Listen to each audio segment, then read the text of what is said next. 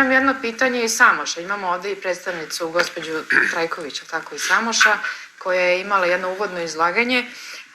Da vam postavim pitanje koje su meštani Samoša vam uputili.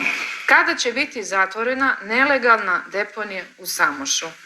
Stepen trovanja stanovništva u Samošu je katastrofalnog nivoa i meštani ovog sela ozbiljno razmatraju tužbu protiv opštine Kovačica i Bratnera zbog višegodišnjeg trovanja i neosnovane naplate računa, jer je Ustavni sud, kako smo videli, doneo odluku i presudio da je ta deponija nelegalna. Samim tim je nelegalno i naplaćivanje odnošenja smeća svih ovih godina bilo. Ko je tu, šta je tu starije, kokoška ili jaje, ko je kriv, da li ovi ili oni, to mene ne zanima. Ne zanima ni meštane Samoša, njih zanima da se ta deponija sanira, da se iskopa nova ona kaseta, da se premesti smeće u nju, da se posade tuje, da se obavi pošumljavanje tog prostora.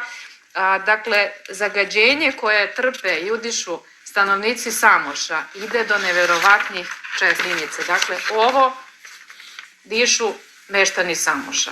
Ovo su zabrinjavajući i katastrofalni podaci.